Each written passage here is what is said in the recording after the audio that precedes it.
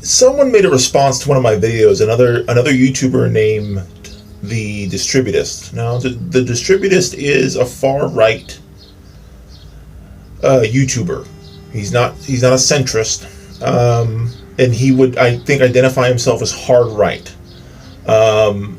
He seems to skew towards a smaller government idea, and he knows where we disagree on the issues. But he did mention something interesting in response to another video that I made about cultural parasitism, which is he mentioned a concept of the sacred and the profane. I think that the hard right and the strong left do share this idea that certain things are sacred and certain things are profane. I don't think centrists believe this, at least in theory. I'm going to debunk that now, because I do believe that centrists want to wear the mask of indifference, but they actually, like anyone else, it's only human to think that certain things are sacred. But my problem with centrist classical liberals is that they won't admit that they want certain things to be sacred. So I call this idea the double prohibition.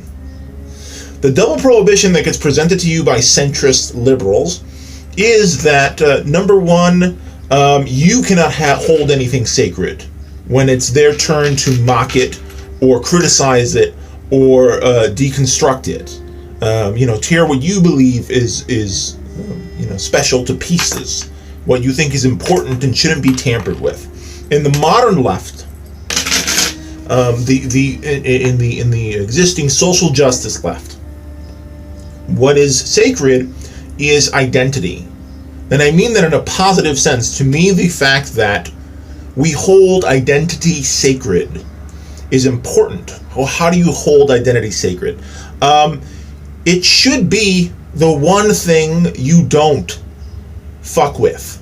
It should be the one thing that you don't punish someone for, their identity. I think that, for example, in the arena of humor, I know that free speech centrist liberals are very preoccupied with identity either being negligible or being completely dispensable when engaging in comedy, meaning that it's fodder. To me and to people within the social justice community, identity needs to be held sacred from criticism, because it can be used, it can be weaponized. Identity is something that you cannot change, and you generally don't choose. What I mean, identity, you're born black. The black identity is not negotiable. So when you make essentialist arguments about black people are this way, that way, black IQ, black criminality, black savagery, you're setting premises based on identity, assumptions about identity that are destructive. You know what I'm saying? So if someone is criticizing a black person, the breaking point, meaning like it's fine to criticize a black person. If you're on the train and a black man is speaking loudly and you find this annoying and you say, hey, shut up, you're being loud. Now, it's probably you're probably reciprocating rudeness, but it probably no one on the train is going to pull you aside and call you a racist until some kind of identity-related insult leaves your mouth, until you go, oh, you black this, or you N-word that, shut up. You know what I mean? To social justice, the reason we need to keep identity sacred and separate from critique or criticism is because people just don't have agency in their identity, gender identity, sexual preferences or orientation. These are all non-negotiable identities, and to make that identity an issue is to put people in danger and to put them in a position where they could be harmed. That's one of the big criticisms I have in general of this Tommy Robinson thing with his position about Muslims, is that he's so broad. He says that he's criticizing Islam, but he's criticizing Muslims. This is about attacking and vilifying, singling out, deporting, deflecting individual Muslims, not Islamic doctrine, which is paper. Islamic doctrine is paper, and saying you don't want Sharia law in your country, in theory, is an argument against a doctrinal threat. And yet, when someone like Katie Hopkins or Tommy Robinson brings up Islam, they always go to the Muslim storekeeper down the street is a subversive. They're a provocateur.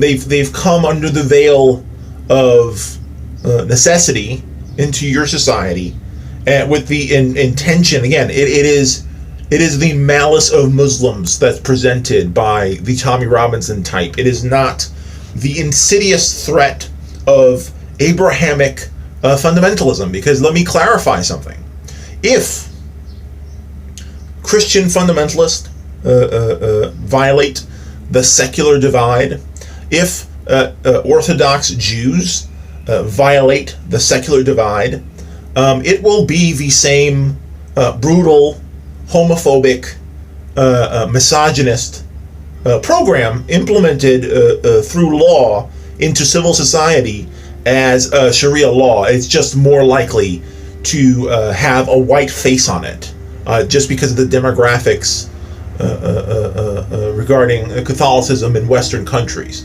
Particularly the Protestant faith is still a predominantly white-centric movement. The evangelical Christian movement is the movement leaders are mostly white, and if they have political power, they're going to there'll be a racial tinge to it. So I think that also there's a racial tilt to why Tommy Robinson is really concerned and afraid of Muslim fundamentalist values being implemented by law in Britain, rather than Orthodox Jewish or fundamentalist Christian values, which are the exact same values and are as exclusive and bigoted and violent and warlike as any other theocratic system would be when implemented. So, on a coming back to the idea of the sacred and the profane, and the centrist versus the I just think that centrists are not honest about their ideas of the sacred and profane, and what the double prohibition does is work as a shield, as a deflection from the left or the right coming in and making their own claims of sanctity. So the right wing has essentialist and specific claims of sanctity regarding marriage, regarding binary genders, regarding racial identity, regarding sexual prohibitions and purity. And so conversely, the left also has specific sanctity for identity, for choice. Not just in terms of the choice regarding abortion, but generally leftist, even left-leaning liberals are in favor of choice, as long as it doesn't result in harm, as long as the implications of your choice don't marginalize or exclude anyone. So these things are sacred. The centrist claims to be above sanctity. The centrist claims that everything is fodder, and you just need to laugh along with them as they take the piss out of both sides. But that's horseshit, because to say that you don't hold anything sacred is to say that you're not human. And if to say that you don't find anything profane or don't want anything to be off limits, again, you're trying to transcend a basic human need. I'm not saying that in the essential sense that somehow it's written in the DNA, but I think human beings within culture preoccupy and choose what they want to hold sacred. It's part of us forming identity. I think it's a soft science truth that human beings need some form of sanctity, and to some extent create prohibitions to defend what they value morally. The centrist claims to not be a moralist. Now, I'm not sure. I know that centrist liberals triangulate with Tommy Robinson, but I'm not sure that I would refer to him as a centrist. I think that he's liberal on the issue of speech because it benefits him financially, and it benefits the fundraising program that he calls journalism. Or political activism, whatever he labeled today's fundraiser. I do think that the left and the right probably should bypass the center on this framework of agreement that we want a space preserved for respect.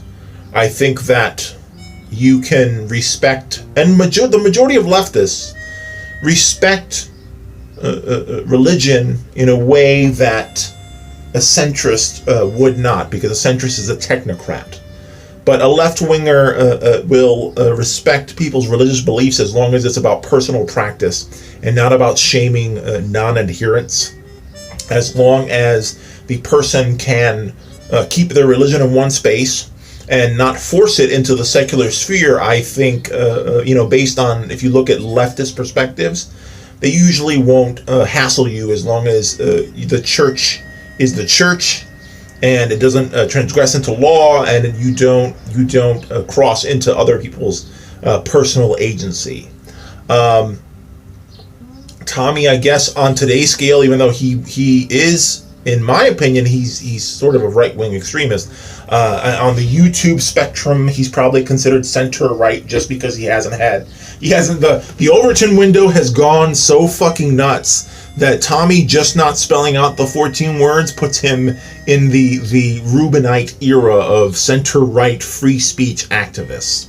So, those are my thoughts. They're a little messy, but I think that in the broad sense, the far left and the far right, even though we're diametric opposites because we don't necessarily have the same goal of what sanctity is or what should be placed in this sacred space, at least I can respect someone who will actually admit that they hold something sacred. And centrists will express this sentiment incidentally when they talk about free speech, but they're